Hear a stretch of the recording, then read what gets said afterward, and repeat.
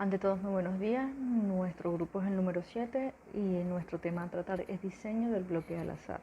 El mismo está constituido por el magíster ingeniero Luis Castillo y quien habla Geraldine Galuso. El contenido que vamos a estudiar es el siguiente: la definición de bloques al azar, cuándo se debería de usar, las características, análisis de varianza y el ejercicio aplicado en el área de grasa. Es importante conocer la definición del diseño de bloques al azar, porque este tipo de diseño se le denomina experimento, con dos criterios de clasificación, porque tiene dos fuentes de variación que son tratamientos y bloques. Además, es un modelo estadístico en el cual se distribuyen las unidades experimentales en grupos o bloques, de tal manera que las unidades experimentales dentro de un bloque sean homogéneas, pero entre los grupos hay heterogeneidad, y que el número de unidades experimentales dentro de un bloque sea el mismo número de tratamientos por investigar. Resulta importante conocer que en cualquier experimento existe variabilidad que surge de un factor perturbador que puede afectar los resultados, cuando la fuente de variabilidad perturbadora se conoce y es controlable. Se puede usar la técnica de diseño de bloques para así eliminar de manera sistemática sus efectos sobre las comparaciones estadísticas entre los tratamientos. ¿Qué es un factor perturbador? Un factor de diseño que probablemente tenga un efecto sobre la respuesta, pero que no existe interés específico. Citaremos un ejemplo de Montgomery. Supóngase que un ingeniero químico está interesado en el efecto de la velocidad de alimentación del catalizador sobre la viscosidad de un polímero. Se sabe que hay varios factores como fuente de la materia prima, la temperatura, el operador y la pureza de la materia prima, que son muy difíciles de controlar en procesos de grandes escalas. Por lo tanto, se decide probar que en los bloques la velocidad de bloque del catalizador, donde cada bloque consiste en una combinación de estos factores no controlables. De hecho, se utilizan los bloques para probar la robustez de su variable del proceso de velocidad de alimentación para las condiciones que no pueden controlarse con facilidad. ¿Cuándo debería de usarse un diseño de bloque al azar? De acuerdo a León Salazar, es el diseño experimental de mayor uso, ya que tiene grandes ventajas si el número de tratamientos no excede de 15. Se puede agrupar las unidades experimentales en estratos o en bloques, logrando que la variabilidad de las unidades experimentales sea mínima a la variabilidad entre los estratos y bloques sean altas. Cuando el número de tratamientos es de 3 a 5, se debe tener como mínimo 6 repeticiones para así contar con suficientes grados de libertad del error experimental. Para Cervantes Sandoval y Márquez dos Santos, el motivo por el cual se emplea bloques en un diseño experimental es porque hay fuentes de variación bien detectadas, sobre los cuales no se tiene la manera de influir para modificarlas, pero sí se puede cuantificar su efecto en un experimento. Inclusive, se puede determinar un gradiente de variación, de tal manera que se puede estudiar cada nivel de experimento, tanto en las condiciones favorables como en las condiciones no favorables, por lo que las conclusiones se realizan sobre la respuesta promedio. Características y descripción del modelo. Las unidades experimentales son heterogéneas. Las unidades homogéneas están agrupadas formando los bloques. En cada bloque se tienen los números de unidades iguales al número de tratamientos y los tratamientos están distribuidos al azar en cada bloque. El número de repetición es igual al número de bloques y se definen los tratamientos que se van a aplicar a las n unidades de experimento y la variable que se va a medir.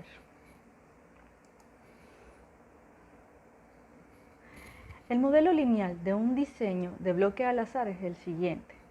Y sub i j es igual a mu más t sub i más beta j más e sub i j para i igual a 1 y 2 t de tratamiento, j 1 y 2 b bloques, donde y sub i j es la observación o respuesta del iésimo tratamiento asociado al iésimo bloque. Mu es un parámetro común todos los tratamientos denominados de la media global o media general. T sub I es el efecto del iésimo tratamiento y B sub J es el efecto del J-iésimo bloque y G sub IJ es el error aleatorio.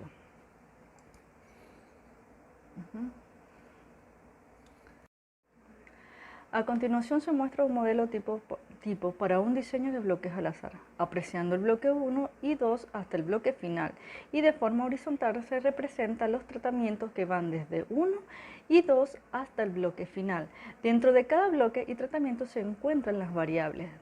Respuesta señalada de Y sub 1, que corresponde a la unidad experimental del tratamiento 1 y bloque 1, hasta la unidad experimental de Y sub B, que corresponde al tratamiento B. Vale la pena mencionar que hay una observación por tratamiento en cada bloque y el orden en el cual se corren los tratamientos dentro de cada bloque se determina al azar. Montgomery indica además que, en el caso de diseño de bloques al azar, el interés se encuentra en probar la igualdad de los tratamientos por las hipótesis de interés que se plantea de la siguiente forma. Hipótesis nula es igual a la media global 1, igual a la media global 2, igual a la media global A. La hipótesis alternativa, al menos uno de los parámetros diferentes de la media global I, diferente a la media global J, puesto que la media del tratamiento del iésimo es la media global 1 igual a 1 entre B por la sumatoria de la media global más el iésimo tratamiento más el efecto de J en el bloque igual a la media global más iésimo tratamiento, quedando de esta forma el sistema de hipótesis. Hipótesis nula es igual al iésimo tratamiento 1 igual al iésimo tratamiento 2 igual al iésimo tratamiento A igual 0.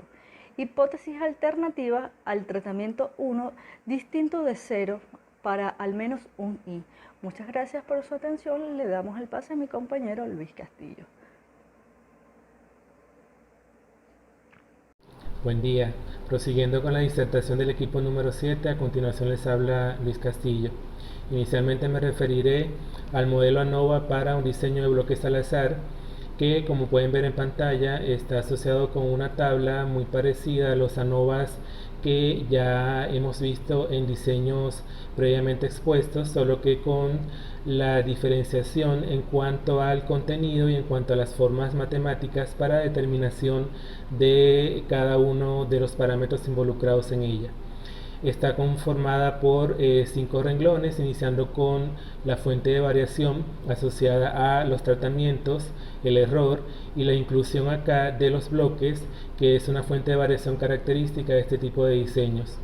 A continuación se encuentran la suma de cuadrados, los grados de libertad y los cuadrados medios, cuyas ecuaciones serán especificadas más en detalle en el desarrollo del ejercicio en la parte siguiente.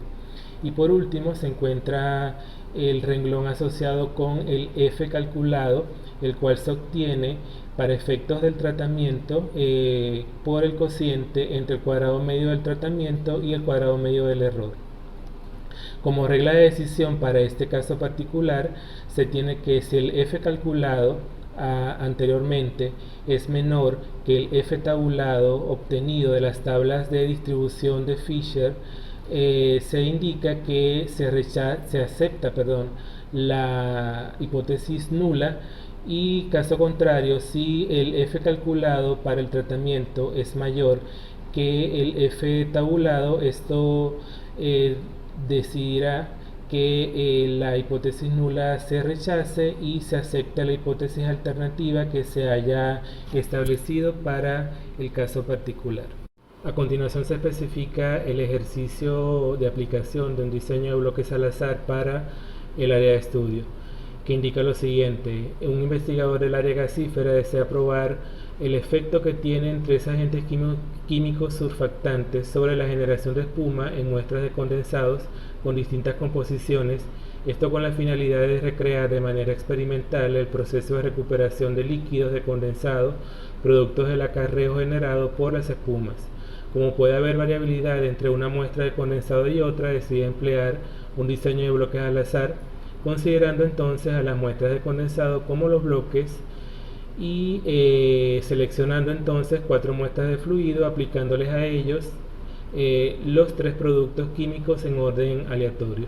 A continuación se proporcionan los resultados de la altura total en centímetros de espuma formadas al finalizar la prueba y posterior a la aplicación de los productos.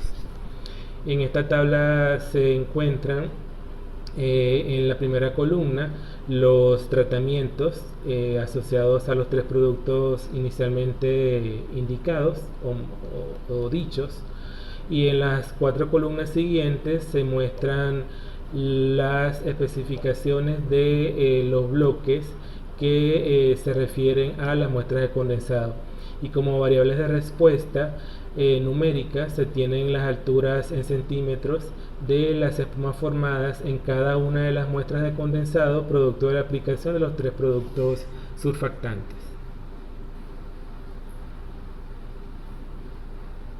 Como hipótesis a probar, en este caso se tendrán en primer lugar la hipótesis nula, que indica que los tres tratamientos en estudio son iguales y por lo tanto tienen comportamientos similares.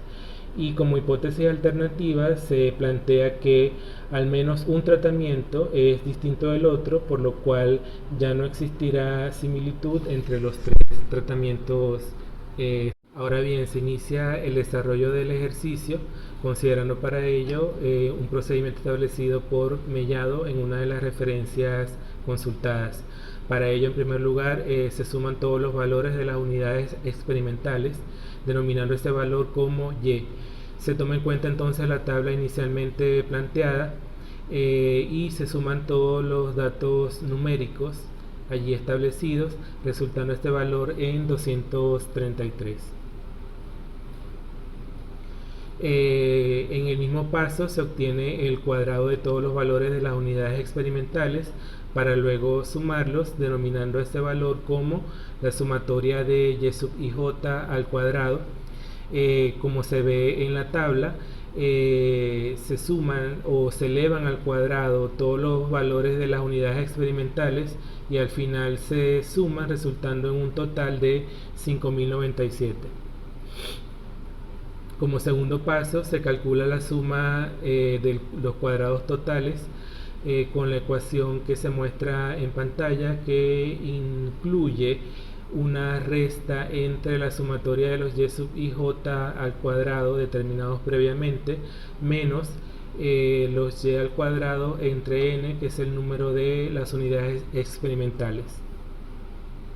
Se introducen los valores en la ecuación y se determina la sumatoria de los cuadrados totales en 572,92. Como tercer paso es necesario encontrar la varianza entre los tratamientos. Para ello, en primer lugar, se obtiene la suma de cada uno de los tratamientos, que en este caso se denominarán como y sub i. Cada suma de estos tratamientos se eleva al cuadrado y se suman el total.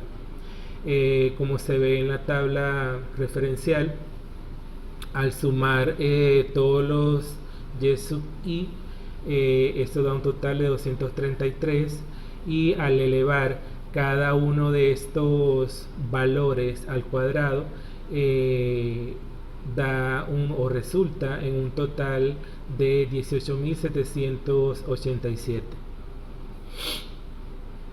Como punto 4 se calcula la suma de los cuadrados de los tratamientos a través de la siguiente ecuación, que involucra la resta entre la sumatoria de los y sub i al cuadrado entre b, que es el número de bloques, menos el término previamente citado, que es el y al cuadrado entre el número de unidades experimentales. Se introducen los términos en la ecuación y esto da un total de la sumatoria de cuadrados para los tratamientos de 172,67. Como quinto paso, también se debe determinar la varianza entre los bloques.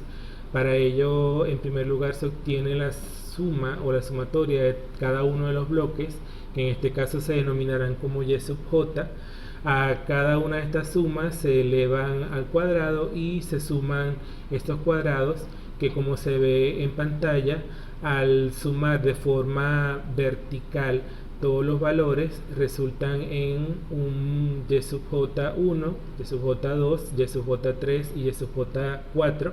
Estos valores se elevan al cuadrado y al final, se suman, resultando en 14.597. Como sexto paso, se determina la suma de cuadrados de los bloques con la ecuación que especifica una resta entre los y sub j al cuadrado entre a, que es el número de tratamientos, menos el término que está involucrado en las dos ecuaciones previas. La sumatoria de los bloques da un total de 341,58 previo o posterior a haber introducido los valores en la ecuación previamente citada.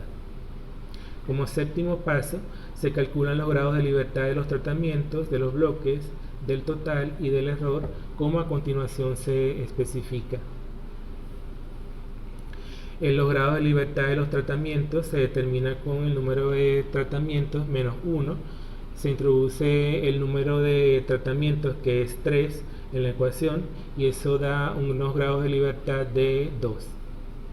Los grados de libertad de los bloques, a diferencia de los tratamientos, se hace introduciendo el valor del número total de bloques, que en este caso es 4, se le resta la unidad y esto da 3.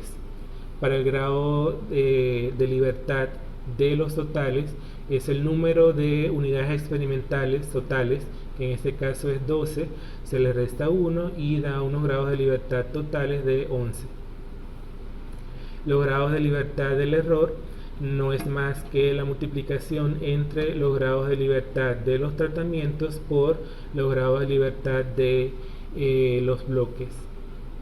Se introducen los valores en la ecuación y esto da un valor de 6. Como octavo paso, se calcula la suma de los cuadrados del error a través de la ecuación, que involucra una resta de la sumatoria de los cuadrados de los tratamientos y la sumatoria de los cuadrados de los bloques a la sumatoria de los cuadrados totales. Estos datos ya se han determinado y por lo tanto se introducen en la ecuación y generarán un valor de 58,67 como sumatoria de los cuadrados del error.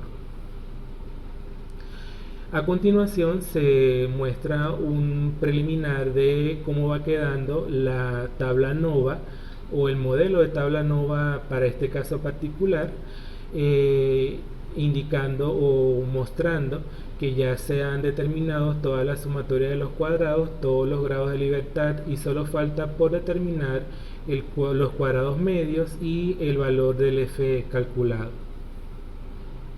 Como noveno paso, entonces, se calculan los cuadrados medios de los tratamientos, así como los cuadrados medios de los bloques y del error, de la siguiente forma. Los cuadrados medios de los tratamientos se determinan dividiendo la sumatoria de cuadrados de los tratamientos entre los grados de libertad de los tratamientos. Estos valores se introducen en la ecuación y da un total de 86,34. Los cuadrados medios de los bloques a su vez se determinan de manera análoga, pero dividiendo la sumatoria de cuadrados de los bloques entre los grados de libertad de los bloques. Se introducen de igual forma los valores y esto resulta en un valor o en unos cuadrados medios para los bloques de 113,86. Finalmente, los cuadrados medios del error se determinan de igual forma, dividiendo en este caso específico la sumatoria de cuadrados del error entre los grados de libertad del error. Se calculan y este da un total o un valor de 9,78. Como paso 10, se calcula el valor del F de los tratamientos a través de la ecuación que se ve en pantalla, la cual resulta del cociente entre los cuadrados medios de los tratamientos entre el cuadrado medio del error. Como ya estos datos han sido determinados, simplemente son introducidos en la ecuación y el F calculado para los tratamientos en este ejercicio da un valor de 8,83. Con este valor ya se tiene completada de manera total la tabla NOVA para el ejercicio que se ha planteado. Una vez obtenida esta información, lo que se procederá a continuación es a obtener el valor del F tabulado, y este se hará a través de las tablas de puntos porcentuales de la distribución F o de Fisher, y que en el caso particular se utilizó la tabla para un grado de significancia de 0,05. Los datos de entrada para esta tabla mostrada son los grados de libertad del numerador, que es igual a los grados de libertad de los tratamientos, y que en el caso de estudio fue igual a 2. Y el otro valor que se necesita son los grados de libertad del denominador, que estos son iguales a los grados de libertad del error, y que en el ejercicio planteado fue igual a 6. Con esta información se introduce a la tabla y se verifica que el valor obtenido es igual a 5,14. Una vez obtenido esto, entonces se hace la comparación y se verifica que el F calculado es mayor que el F tabulado para un grado de significancia de 0,05 y unos grados de libertad del tratamiento de 2 y unos grados de libertad de los errores o del error de 6. Con esta información entonces se comprueba con las hipótesis planteadas que se rechaza la hipótesis nula de igualdad de los tratamientos y se acepta la hipótesis alterna, que indica que al menos existe un tratamiento distinto al resto, o lo que es igual, que al menos uno de ellos es distinto de cero. Estos resultados, además de indicar que existieron diferencias significativas entre los distintos tratamientos empleados, los distintos tratamientos surfactantes empleados, también señala que estos influyeron de manera notoria en los resultados de las lecturas de espuma alcanzados por cada una de las muestras de condensados empleados en el estudio. Al rechazarse la hipótesis nula y por lo tanto existir diferencias significativas entre los distintos productos surfactantes, se hizo necesario realizar una prueba post-hoc para determinar el contraste entre los distintos tratamientos y de esta forma verificar cuál o cuáles de ellos fueron los que presentaron diferencias significativas entre sí. La prueba que se empleó fue la prueba de Taki, que en primer lugar consistió en determinar el estadístico de prueba de Taki, que involucra los distintos parámetros que a continuación se exponen, que son el valor tabulado del estadístico de rango estudiantizado para un grado de significancia alfa, que puede ser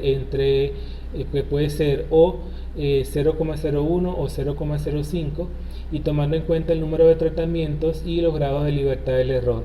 Además, para el cálculo del estadístico de prueba se necesitaron los cuadrados medios del error y el número total de bloques. Ahora bien, tomando en cuenta que el número de tratamientos es 3 y los grados de libertad del error son 6, con estos dos valores se introducen en la tabla de rangos estudiantizados para un grado de significancia de 0,05 y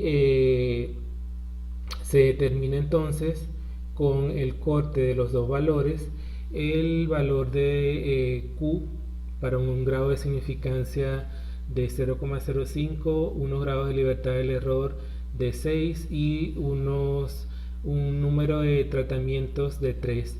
Este valor de 434 es el que entonces se utilizará más adelante para determinar el estadístico de prueba de Toki a un grado de significancia de 0,05.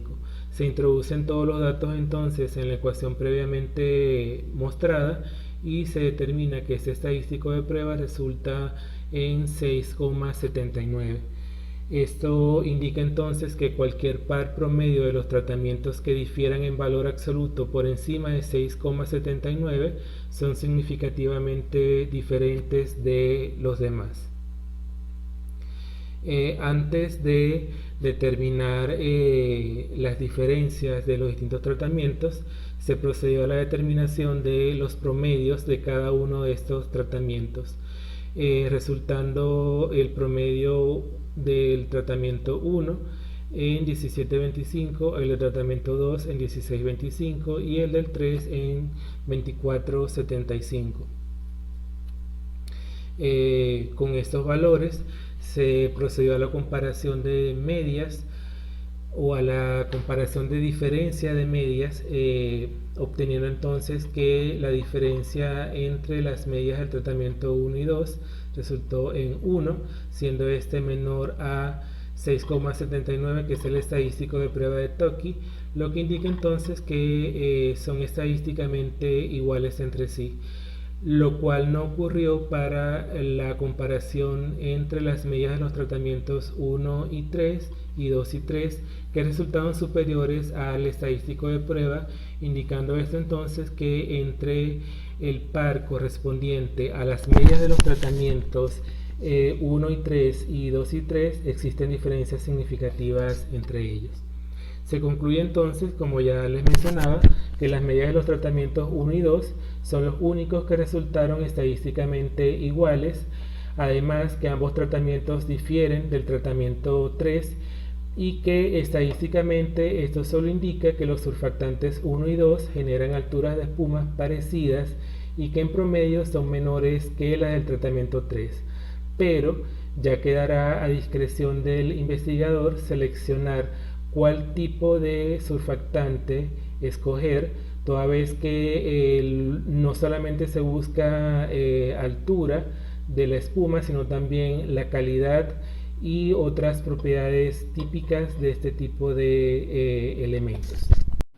Adicional, y como una forma de corroborar los resultados previamente obtenidos de forma manual o con la ayuda de Excel, y además como una manera de más rápida de obtener resultados en cuanto a la aplicación de la estadística, a continuación se presentará de forma muy rápida el uso o la corrida del ejercicio previamente mostrado a través de un programa estadístico. En este caso se empleó el programa estadístico StatGraphics, que es de uso muy conocido y es bastante amigable para su uso. En primer lugar, se presenta la tabla principal, donde se carga la información que se va a analizar estadísticamente. Como se pueden ver, están presentes tres columnas. Una primera columna donde se colocan los tratamientos.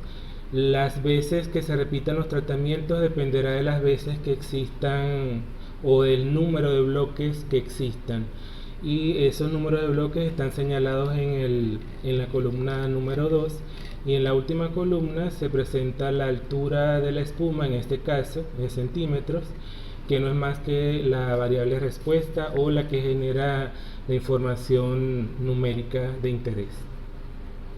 Una vez cargada esta información, lo que proseguirá será buscar cuál es el análisis de varianza que se va a aplicar, y en este caso nos vamos al menú de comparar, buscamos análisis de varianza y nos vamos específicamente donde dice análisis de varianza o ANOVA multifactorial.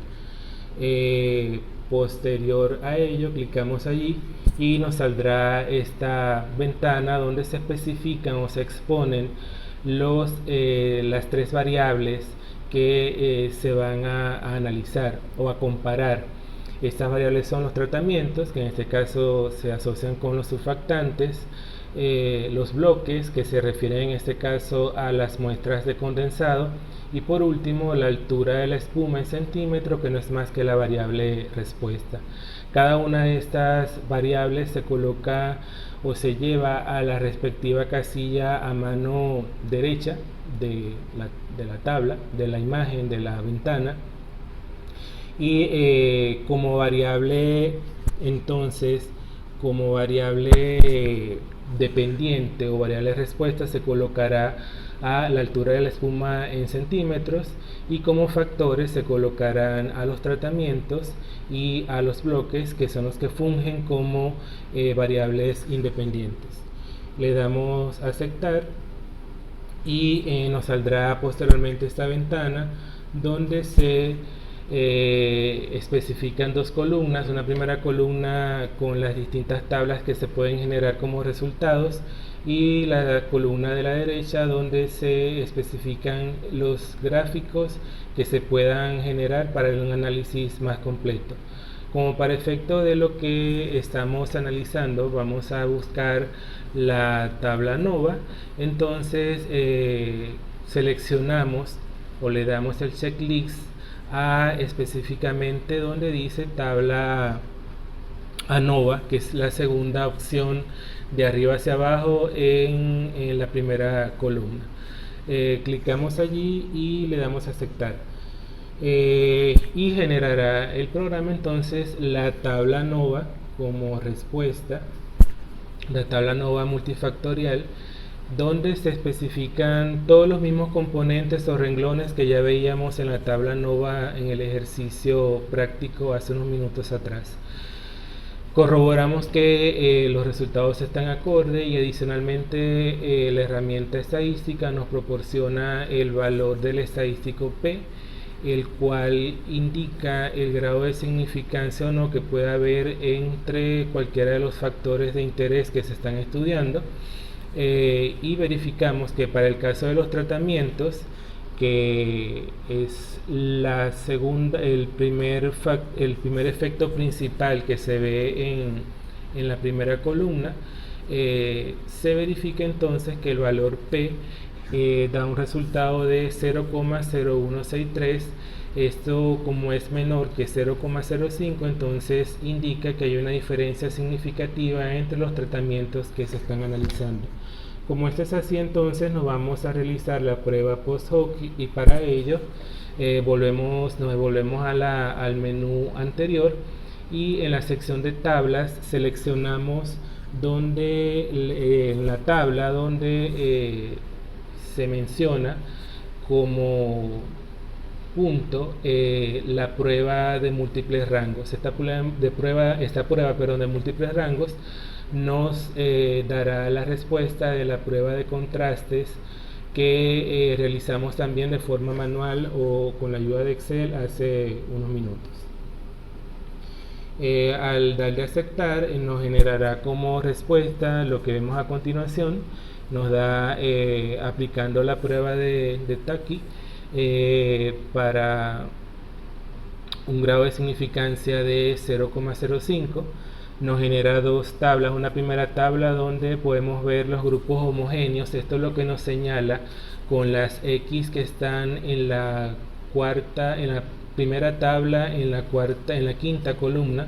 Lo que nos indica es que las X que se agrupan una debajo de la otra son las que pertenecen a las que tienen comportamientos similares, y las que difieren o las que se alejan de esa linealidad son las que presentan comportamientos totalmente distintos, y ahí se verifica que el tratamiento 1 y 2 son los que presentan similitudes estadísticas. Si nos vamos a la segunda tabla, a la tabla inferior, lo que nos indica es la prueba de contrastes o la prueba de diferencia de medias, que ya también hicimos en el ejercicio anterior, y se nos señala entonces que las únicas medias o los únicos pares que presentan diferencias significativas y que están señaladas con un asterisco son las medias de los tratamientos 1 y 3 y 2 y 3, señalando entonces que entre el tratamiento 1 y 2 no existen diferencias estadísticas significativas.